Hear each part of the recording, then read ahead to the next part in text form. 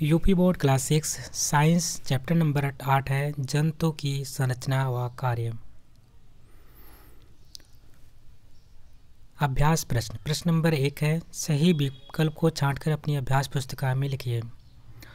प्रश्न नंबर का है भोजन का पाचन होता है। तो भोजन का पाचन कहाँ से होता है दोस्तों?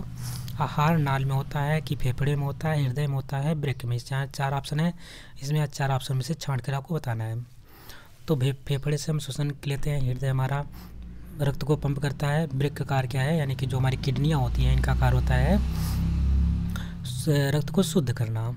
तो ये तो 3 चीज़ें खत्म हो गई। अब बचा आपके पास एक ही आहार नाल। तो आहार नाल का कार्य क्या होता है? भोजन को पचाना। अगर हम बात करते हैं भोजन कहाँ से पचना स्टार्ट हो जाता है, भोजन की शुरुआत किस जगह से, पचने की शुरुआत किस जगह से हो जाती है, तो हमारा जो मुख होता है ये मुख से हमारा भोजन पचना स्टार्ट हो जाता है। अगर आपसे क्वेश्चन में पूछा जाए भोजन का पाचन कहाँ से शुरू होता है तो आप ध्यान रखेंगे मुख से आपका भोजन का पाचन शुरू हो जाता है।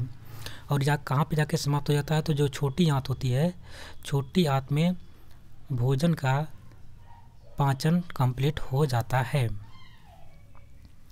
प्रश्न नंबर खा है मानव के मस्तिष्क में कितने भाग होते हैं? तो पहला ऑप्शन दे रखा है 2 भाग, दूसरा है 3 भाग, तीसरा है 4 भाग या वृक्क में। तो ये तो ऑप्शन हो नहीं सकता, वृक्क वाला हटा दीजिए क्योंकि उसने भाग पूछ रखे हैं। तो भाग में 2 हो सकते हैं, 3 हो सकते हैं या तो 4 हो सकते हैं। तो इसका राइट आंसर हो जाएगा 3 भाग होते हैं। ठीक है, जो मानव का मस्तिष्क होता है 3 भागों में बटा होता है, अग्र, पश्य और मध्य। तो ये 3 भाग होते हैं मस्तिष्क के। श्रवणेंद्रिय कौन कौन सी यानी कि सुनने वाली इंद्रिय कौन सी आपकी है? 5 इंद्रियाँ आपकी होती हैं, आँख, कान, नाक, जीभ और त्वचा।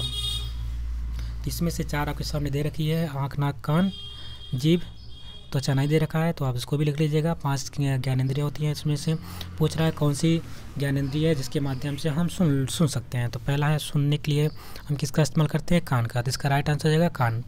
नाक से हम सूंघने का इस्तेमाल करते हैं, आँख से देखने का, जीभ से हम स्वाद लेने का और त्वचा से हम किसी चीज़ का अनुभव करने के लिए इस्तेमाल करते हैं त्वचा का। अगला है द्विलिंगी जंतु हैं यानी कि 2 लिंग जिसमें पाए जाते हैं कौन से जंतु हैं? पहला है अमीबा, दूसरा है केचुआ, तीसरा है मेढक, जो चौथा है कुत्ता। तो कुत्ता नहीं हो सकता है, मेढक भी नहीं हो सकता। अमीबा और केचुआ में आपको डिफरेंस होगा क्योंकि केचुए को आपने पढ़ लिया है कि केचुए क्या होते हैं? द्विलिंगी होते हैं। प्रश्न नंबर 2 है खाली स्थान को भरिए। इसमें ऑप्शन नंबर का है कि मनुष्य में कुल कितनी हड्डियाँ होती हैं? तो मनुष्य में 206 हड्डियाँ पाई जाती है।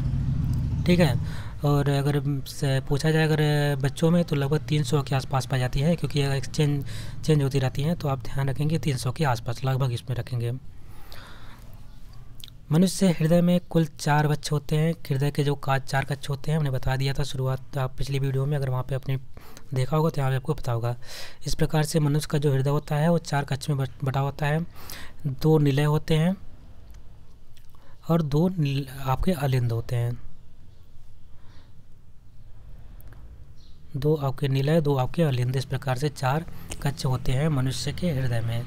और आपके जो मछलियाँ होती हैं उनके 2 हृदय होते हैं, 2 कक्ष होते हैं उनके हृदय में। और जो आपके मेढक होते हैं मेढक में 3 कक्ष होता है उनके हृदय का, ये भी ध्यान में रखेंगे। अगला प्रश्न है वयस्क मनुष्य के रीढ़ में कुल कितनी हड्डियाँ होती हैं? तो जो वयस्क मनुष्य का रीढ़ होती है उसमें 26 हड्डियाँ पाई जाती है। कितनी दोस्तों? 26 हड्डियाँ पाई जाती हैं। वैसे तो 33 होती हैं लेकिन वो 33 आपके मिलाकर के ऊपर से सर नीचे तक होती हैं, लेकिन वयस्क के मनुष्य की बात कर रहा है तो उसमें 26 हड्डियाँ होंगी।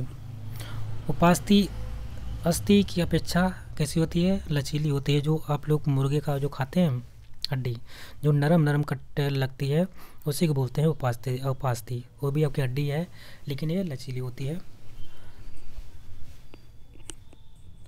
प्रश्न नंबर 3 है निम्नलिखित में सही जोड़े बनाएं। यहाँ पे आपको सही मिलान करना है। जैसे कि पहला दे रखा है मेढक, दूसरा आपका है त्वचा, तीसरा है कान, वृक्क और पंख। तो मेढक में क्या पाया जाता है दोस्तों? तो मेढक में पैर में उसके पाद जाल पाए जाते हैं। तो इसका आपसे हम इसका मिलान कैसे कर देंगे?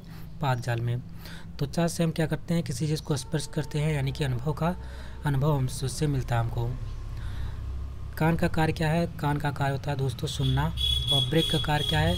ये मूत्र को बाहर निकालने का कार्य करता है, यानी कि कहीं ना कहीं यूरिया को हमारे खून में यूरिया की मात्रा बढ़ जाती है उसको, इसका कार्य क्या है कि सबसे ज़्यादा इम्पोर्टेंट इसका कार्य क्या होता है कि जो हमारे शरीर का रक्त होता है उसमें जो यूरिया की मात्रा बढ़ जाती है उसको ये शुद्ध करता है, उसमें यूरिया निकालता है, और यूरिया किसके माध्यम से निकलता है, उसको मूत्र के मार्ग से उसको बाहर निकाल देता है।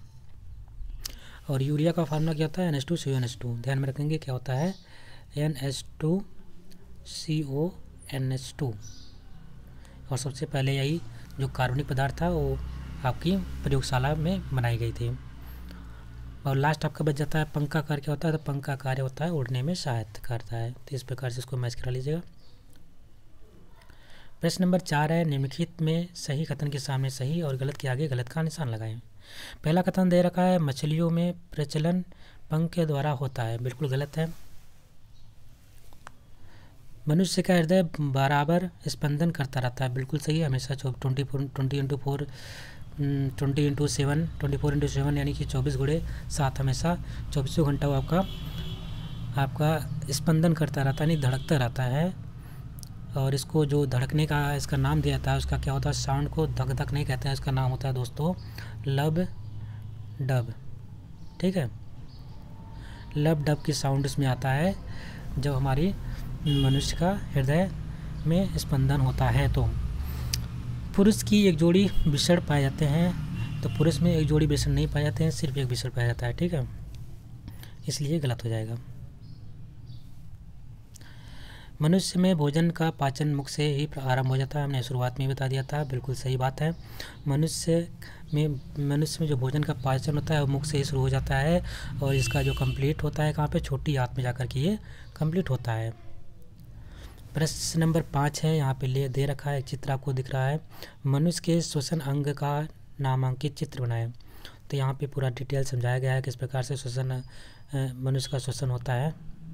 ठीक है, तो यहाँ पे आपको, क्योंकि जो मनुष्य उस फेफड़ों से सांस लेता है, तो मनुष्य का चित्र इस प्रकार से आप भी बना लीजिएगा।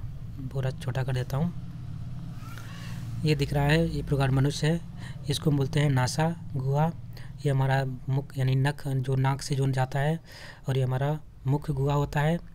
यहाँ पे ग्रसनी होती है, यहाँ फिर श्वसन नली होती है, यहाँ पे पाई जाती है। यहाँ पे हमारा फेफड़ा यह है। ठीक है, फेफड़ा दोनों तरफ पाए जाते हैं। पसलियाँ हैं जो फेफड़े को सुरक्षित रखती हैं, और डायाफ्राम होता है यहाँ पे नीचे। इस प्रकार से आप इसको बना लीजिएगा। प्रश्न नंबर 6 है, मनुष्य में पाए जाने वाले कोई 4 तंत्रों के नाम लिखिए। मनुष्य में कौन कौन से तंत्र पाए जाते हैं उसके बारे में कम से कम 4 तंत्रों के नाम लिखने हैं। तो पहला है तंत्रिका तंत्र, दूसरा है श्वसन तंत्र, तीसरा है पाचन तंत्र, चौथा है परिसंचरण तंत्र। ये हमारा रक्त का परिसंचरण करता है, ये हमारे भोजन को पचाने में सहायक होता है, सांस लेने में सहायक होता है। यह तंत्रिका तंत्र हमारे सूचनाओं का आदान प्रदान करता है। प्रश्न नंबर 7 है, कंकाल तंत्र के 2 कार्य लिखिए। कंकाल तंत्र के 2 कार्य कौन कौन से होते हैं बच्चों, बेहद इंपॉर्टेंट है। जिस प्रकार से आपका एक पेड़ खड़ा रहता है, उसी प्रकार से आपका शरीर भी खड़ी रहने के लिए आपके कंकाल तंत्र की आवश्यकता पड़ती है। तो लिखेंगे, कंकाल तंत्र को एक निश्चित आकृति एवं आकार प्रदान करता है। कंकाल तंत्र जो होता है हमारे शरीर को एक निश्चित आकृति एवं आकार प्रदान करता है, साथ ही कंकाल शरीर को सुदृढ़ बनाता है, सुंदर दिखने के योग्य बनाता है, और उस पर त्वचाएँ आ जाती हैं। और अगर हमसे पूछा जाए हमारे शरीर में सबसे बड़ा जो त्वचा होती है हमारे शरीर का सबसे बड़ी होती है। प्रश्न नंबर 8 है, संधि किसे कहते हैं। यहाँ पे हिंदी वाला संधि ना लगा दीजिएगा कि 2 वर्डों के मेल को संधि कहते हैं। यहाँ पे आपको ध्यान रखना है, संधि यानी कि जो आपकी हड्डियाँ जुड़ी रहती हैं, कंकाल ढांचा जो जिससे जुड़ा रहता है उसके बारे में पूछा गया है। तो उत्तर में लिखेंगे, हमारा कंकाल तंत्र हड्डियों का ढांचा है। इनकी हड्डियाँ एक दूसरे से विभिन्न प्रकार से आपस में जुड़ी होती हैं। इन जोड़ों को हम क्या कहते हैं, संधि कहते हैं। प्रश्न नंबर 9 है, मनुष्य के हृदय का नामांकित चित्र बनाए। तो इस प्रकार से आप देख पा रहे होंगे मनुष्य का हृदय। तो यहाँ पे हमने बताया था अलिंद होता है, निलय होते हैं कितने। इस प्रकार से मनुष्य का शरीर जो हर्ट बना हुआ है, एक यहाँ पे है जिसको हम दायां अलिंद बोलेंगे, ये हमारा बायां अलिंद हो गया, ये दायां निलय हो गया, ये हमारा बायां निलय। यानी कि इसके कितने कोष्ठ हो गए, टोटल मनुष्य के हृदय में 4 कोष्ठ हो जाते हैं। ठीक है, अब हम देखते हैं इसमें क्या होता है। और दो चीज़ ध्यान रखनी है, इसमें एक आपकी महाधमनी की बात हो जाती है। यहाँ पे आपकी पश्चिम महाधमनी है और उसके बाद इस प्रकार से आपको इतनी चीज़ें इंपॉर्टेंट है, इसको आप अपनी कॉपी में बना लीजिएगा। यहाँ दिख रहा है आपके पश्चिम महाधमनी कम से कम लिख लीजिएगा। दायां लिंद, बायां लिंद और निलय, एक में शुद्ध रक्त बहता है, एक में अशुद्ध रहता है, इसको ध्यान में रखिएगा, पढ़ लीजिएगा उसके बारे में। प्रश्न नंबर आपका 10 है, मनुष्य में कितनी ज्ञानेंद्रियाँ पाई जाती हैं? प्रत्येक का नाम तथा कार्य लिखिए। शुरुआत में हमने बता दिया 5 होती हैं। आप जानते हैं कि इनका क्या कार्य होता है, वो भी बता दिया था, लेकिन फिर से आप लोग अपनी कॉपी में नोट कर लीजिएगा।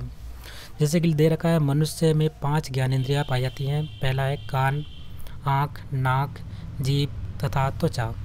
आइए जानते हैं इनका कार्य क्या होता है। कान की अगर बात कर लेते हैं तो कान का कार्य है, कान का कार्य होता है कान को हम श्रवणेंद्रिय के नाम से भी जानते हैं। कान सुनने तथा शरीर का संतुलन बनाने में सहायक होता है। सुनने में भी सहायक होता है, साथ ही संतुलन बनाने में भी सहायक होता है। सेकंड है आँख। आँख का कार्य क्या होता है? तो आँख को दृश्येंद्रिय कहा जाता है, आँख द्वारा देखने का कार्य होता है। थर्ड है नाक। नाक द्वारा गंध का अनुभव होता है, इसकी घृणेंद्रिय, इसको हम क्या कहते हैं? घृणेंद्रिय के नाम से भी जानते हैं। अगला है जीभ, इसे स्वादेंद्रिय कहते हैं, स्वादेंद्रिय कहा जाता है। यह खाद्य पदार्थों के प्रति संवेदनशील होता है, यानी कि स्वाद लेने के लिए ये संवेदनशील है। त्वचा की बात करते हैं, त्वचा को स्पर्शेंद्रिय कहते हैं और इसके द्वारा ठंडा, गर्म, कठोर, मुलायम, चिकना तथा खुरदरा आदि का पता चलता है, यानी कि आपकी एक प्रकार से संवेदनशील अंग होता है। अब आइए बात करते हैं पाचन तंत्र की। पाचन तंत्र का इस प्रकार से आपको नामांकित चित्र बना लेना है। जैसे कि नासा गुहा, मुख गुहा, और मुख से ही पाचन शुरुआत हो जाता है। ग्रसन नली होती है, आमाशय होता है, यहाँ पे हमारा आमाशय होता है, ठीक है। यहाँ हमारा यकृत होता है, लीवर इसको हम बोलते हैं। और हमारे इसमें सबसे अधिक है पुनरुद्ध भवन की चीज़ पाया जाता है। पुनरुद्ध भवन का मतलब होता है रिजनरेशन। अगर इसमें चोट लग जाती है तो जल्दी जल्दी अपने आप को ठीक कर पाता है। उसके बाद आपका जीभ जो होता है, जीभ में भी पुनरुद्ध भवन बहुत अधिक मात्रा में पाया जाता है। अगर आप पुनरुद्ध भवन जैसी कोई शब्द सुन रहे हैं या रीजनरेशन जैसा कोई शब्द सुन रहे हैं तो समझ लीजिए कि आपका लीवर से है, यानी कि यकृत से है। यही लीवर के बगल में आपका पित्ताशय होता है, छोटा सा, ठीक है। इसमें बाल जूस इकट्ठा होता है, पित्त रस से इकट्ठा होता है, लेकिन बनता कहाँ पे है? वो यकृत में बनता है। इकट्ठा कहाँ पे होता है दोस्तों? पित्त रस का निर्माण यकृत में होगा, लेकिन इकट्ठा कहाँ पे होगा? वो जाकर के इकट्ठा होगा पित्ताशय में। फिर उसके बाद आपके इस प्रकार से आगे टेढ़ी मेढ़ी संरचनाएँ होती हैं। यहाँ पे आपकी छोटी, यहाँ पे आपकी बड़ी आंत होती है, यहाँ पे छोटी आंत होती है, और लास्ट में जो पाचन का लास्ट का कार्य कहाँ पे होता है? छोटी आंत में होता है। यहाँ उसके बाद आपको कोलन देखने को मिलते हैं। ये अपेंडिक्स होता है, ये हमारे शरीर में एक ऐसा भाग होता है। कभी कभी क्या होता है, अपेंडिक्स में भोजन फंस जाता है तो इसका ऑपरेशन करके निकाला जाता है। इसका क्या कार्य है? और जैसे कि एक एक्स्ट्रा चीज़ें इसमें ऐड है, इसका अभी तक कोई कार्य पता नहीं हो पाएगा। अपेंडिक्स का कार्य क्या है? एक्स्ट्रा अंग, एक तरीके से हमारे शरीर का एक्स्ट्रा अंग है ये, इसका कोई कार्य नहीं है अभी तक पता है। और लास्ट में मलाशय होता है, जिससे ये गुदा होती है, यहाँ से मलाशय बाहर निकल जाता है। इस प्रकार से मनुष्य के पाचन तंत्र का अंग आप बना लीजिएगा। छोटा फिगर कर देते हैं, आप यहाँ पे देख लीजिएगा, या तो रंगीन फिगर अपनी किताब से देख लीजिएगा, वहाँ पे बना होगा। इसी के साथ ये चैप्टर कंप्लीट होता है। आशा करते हैं आपको वीडियो पसंद आई होगी। अगर आपको वीडियो अच्छी लगी तो उसको लाइक करिएगा, शेयर करिएगा। चैनल पे नए हैं तो चैनल को सब्सक्राइब भी कर लीजिएगा। मिलते हैं एक नए वीडियो में, तब तक के लिए नमस्कार, जय।